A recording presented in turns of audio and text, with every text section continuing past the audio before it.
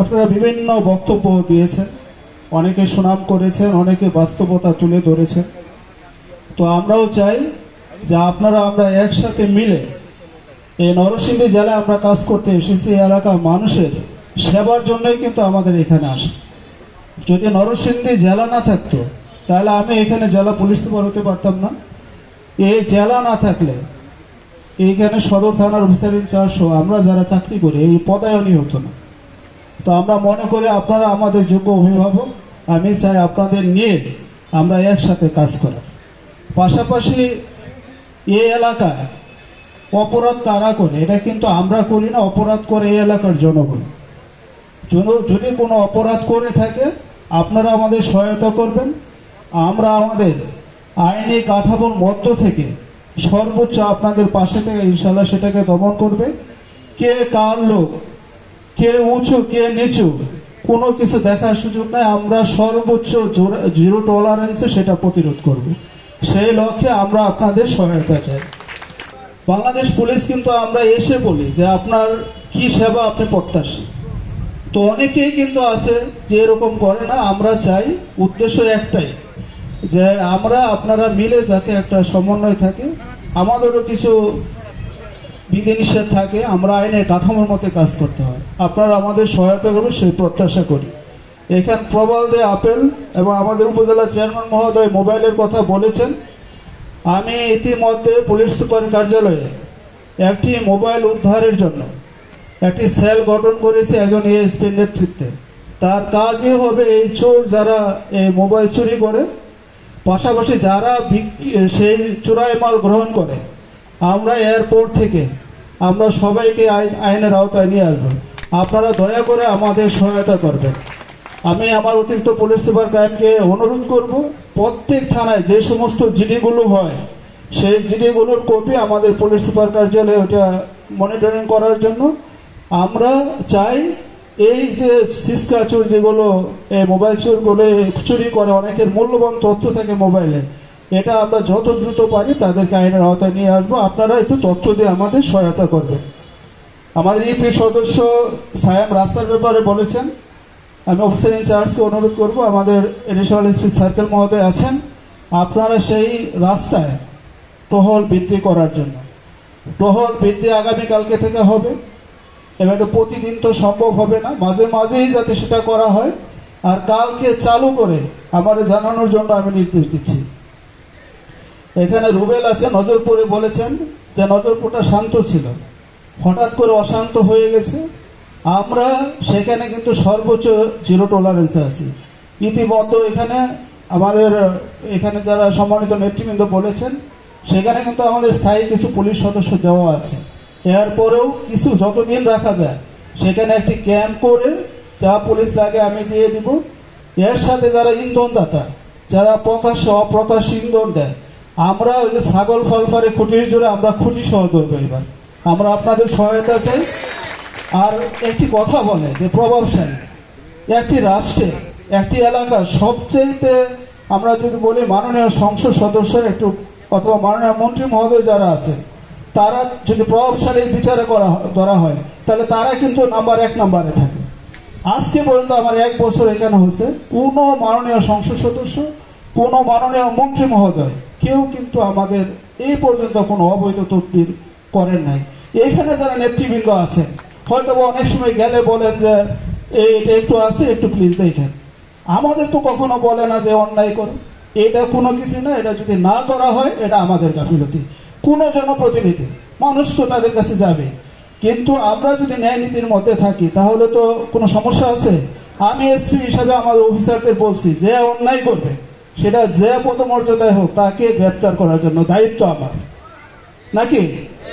তাহলে আর যারা মাননীয় সংসদ সদস্য এই এলাকার মানুষ তো আমি দেখি যে শতভাগ আমাদের সহায়তা করছে। তো আমি আপনাদের সহায়তা চাই। আমরা চাই অন্যায় অন্যায়, অপরাধী অপরাধী, সেটা যেই হোক, যে দলেরই হোক অথবা যে ব্যক্তি হোক, আমাদের সমনীতি থাকবে ইনশাল্লাহ। আমরা আপনাদের সহায়তা চাচ্ছি। এই এলাকায় আমাদের বলেছেন যে বন্যা এই সম্মানিত ইউপি সদস্য, এখানে যে সব স্কুল কলেজে আমরা পারবো না, কিন্তু যে সমস্ত রিনাউন্ড গার্লস কলেজ আছে, স্কুল টাইমে অন্তত 10টা থেকে 11টার মধ্যে যাতে সেখানে একটি থানার পার্টি যায়। এবং এডিশনাল এসপি সদর সার্কেল, আপনি আমাকে জানাবেন যে কালকে কোন থানায়, এলাকার কোন কলেজে স্কুল চলাকালীন বখাটেরা উৎপাত করছে। সে যেই হোক, বখাটে হলে সঙ্গে সঙ্গে সে থানায় চলে আসবে। তারপর আমরা যাচাই বাছাই করে দেখব সে কেন সেখানে ঘোরাফেরা করছে। এখানে চেয়ারম্যান করিমপুর বলেছেন, অ্যাডভোকেট কেরামত আলী বলেছেন বিট পুলিশিং করা। আমরা আগামীকালকে থেকে, আজকে আমরা শিবপুর আর মনোহরদী নিয়ে সম্মানিত জনপ্রতিনিধিদের সাথে মিটিং করেছি। আজকে এখানে যেহেতু ওপেন হাউস ডে, আমরা ধারাবাহিকভাবে সকল স্টেক হোল্ডারদের সাথে বসব। সম্মানিত জনপ্রতিনিধি এবং সমাজের বিশিষ্ট ব্যক্তিবর্গ, বিভিন্ন সংস্থাকে যারা লিড করে তাদেরকে নিয়ে বসে একসাথে আমরা চাইব সবাই মিলে কাজ করতে। এ এলাকার লোক সংখ্যা হচ্ছে আদমশুমারির তথ্য অনুসারে প্রায় 27 লাখ, 26,85,000। আর বাস্তবে তো এখানে প্রায় 40-50 লক্ষ লোক বসবাস করে। আর আমাদের পুলিশের সংখ্যা হলো প্রায় 1500। এটা দ্বারা তো আসলে কখনোই আইন শৃঙ্খলা স্বাভাবিক রাখা সম্ভব হবে না। এখানে সম্ভব হবে যদি এই এলাকার জনপ্রতিনিধিরা আমাদের সহায়তা করে, এখানে ব্যবসায়ী নেতৃবৃন্দ যারা আছেন যদি সহায়তা করেন, এই এলাকার যারা আপনার বিভিন্ন শ্রমিক ফেডারেশন, মালিক ফেডারেশনের নেতৃবৃন্দ আছেন, তারা যদি সহায়তা করে, সকল স্টেক হোল্ডার যদি সহায়তা করে, তাহলে কিন্তু আইন শৃঙ্খলা ঠিক থাকবে। আমরা চাই সবাইকে নিয়ে আমরা এই যে সমস্ত আমাদের সমস্যা আছে সেগুলো মোকাবেলা করার জন্য। এই এলাকায় একটি ভালো মন্দ দুইটাই আছে। আমি একটি কথা বলে, যে মাহবুব সাহেব যে হত্যাকাণ্ডের শিকার হলেন, আমরা কিন্তু কাতারে সে আসামি চলে গিয়েছি। 18 ঘন্টা কাতারে তাকে আমরা সেখানে রেখে অ্যারেস্ট করে তারা কিন্তু আমরা বাংলাদেশে নিয়ে এসে আইনে সুপর্দ করেছি। আমরা 9 জনকে, 8 জন এজাহার নামে আসামি, 1 জন অজ্ঞাত, 9 জন মহামান্য হাইকোর্ট থেকে জামিনে আছেন 4 জন, মোট 22 জন আসামির মাঝখানে 13 জন গ্রেপ্তার হয়েছে। 2টি 164 হয়েছে বিজ্ঞ আদালতে। তারা কিভাবে হত্যাকাণ্ড ঘটিয়েছে, কে তাকে ইন্ধন দিয়েছে, কে কিভাবে করেছে, নিজেকে দায়ী করে কিন্তু তারা বিজ্ঞ আদালতে তাদের জবানবন্দি দিয়েছে। যে পিস্তল দিয়ে গুলি করা হয়েছে সেই পিস্তল উদ্ধার হয়েছে, যে চাপাতি দিয়ে কুপানো হয়েছে সেই চাপাতি উদ্ধার হয়েছে। একটি মানুষ অপরাধ কেন করে না? একটি মানুষ অপরাধ করে না যে একটি অপরাধ করলে তাকে আইনের আওতায় চলে আসবে। কিন্তু আমরা কিন্তু, আপনারা দেখেন, আমরা কিন্তু শতবার সেই রাতে যখন 12:15টার সময় সে তার লোকজন নিয়ে যাচ্ছিলেন, তাকে হত্যা করা হলো। আমি আজকে আমাদের সদর উপজেলা চেয়ারম্যান মহোদয়কে ধন্যবাদ জানাই, তার সাথে যারা পুরো নেতৃত্ব দিয়েছেন। তারা কিন্তু একটি যে হত্যাকাণ্ড ঘটলে পরবর্তী যে একটা অ্যাকশন হয়, সেটা কিন্তু তারা পেশাদারিত্বের সাথে করেছেন। আমি সহ আমাদের সকল অফিসার আমরা রাস্তায় ছিলাম প্রায় সারা রাত। অল্প কয়েকদিনের মধ্যেই কিন্তু আমরা যারা কিভাবে করেছে, কোথায় করেছে, কার ইন্ধনে করেছে, আমরা কিন্তু তাদেরকে আইনের আওতায় আনতে পেরেছি। আমরা চাইব এই যে অপকর্ম করেছে সে যেই হোক, তাকে আমরা আইনের আওতায় নিয়ে আসব। এই ক্ষেত্রে আমি আপনাদের সকলের সহযোগিতা চাচ্ছি। আরেকটি কথা, যে এই এলাকায় গত মাসে আমরা 4টি আগ্নেয়াস্ত্র উদ্ধার করেছি। আমাদের নিয়মিত অভিযান কিন্তু আছে। 119 কেজি গাঁজা উদ্ধার হয়েছে, 12টি কার্তুজ উদ্ধার হয়েছে, 862 জন, 103 জন সাজা ওয়ারেন্টি সহ 862 জন কিন্তু ওয়ারেন্ট আমরা খারিজ করেছি। আমরা কিন্তু কাজ করে যাচ্ছি মে মাসে। তো আমাদের এই যে ধারাবাহিকতা, এটা ইনশাআল্লাহ আমরা বজায় রাখবো। আপনারা শুধু তথ্য দিয়ে আমাদের সহায়তা করবেন।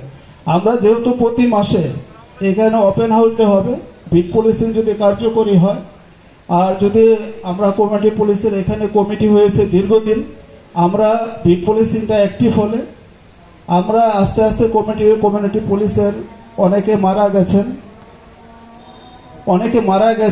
অনেকে বয়স হয়ে গেছে, অনেকে আবার ওই শারীরিক কারণে কাজ করতে পারছেন না। এটা আমরা ইনশাল্লাহ আপনাদের সকলকে নিয়ে আমরা এটা পুনর্গঠন করব।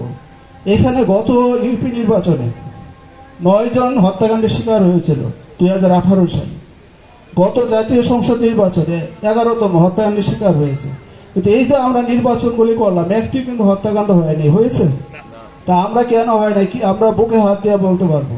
কারো পক্ষপাতিত্ব কেউ বলতে পারবে না যে আমি তাদের লোক। যারা পাশ করেছে তারা কিন্তু তারা ভোট পেয়ে, আপনারা ভোট দিয়েছেন, তারা পাশ করেছে একদম সুষ্ঠু নিরপেক্ষ ভোটে। তো আমরা চাই আমরা পেশাদারিত্বের সাথে কাজ করার। আর এখানে সাংবাদিক বন্ধু যারা আছেন আপনারা বিভিন্ন পর্যায়ে, আপনারা কিন্তু গুরুত্বপূর্ণ ভূমিকা পালন করছেন। একটি আপনারা আমাদের উৎসাহিত করুন, যেভাবে কথা লিখলে এ এলাকার মান সম্মান ঠিক থাকে। যেভাবে যেমন এই গ্লাসটা অর্ধেক ফাঁকা আছে, আপনি যদি বলতে পারেন একভাবে উপস্থাপনটা অবশ্যই যাতে নরসিংদীর জন্য ভালো হয় এরকম উপস্থাপন আপনারা করবেন। এতে কিন্তু আমরা অনুপ্রাণিত হই।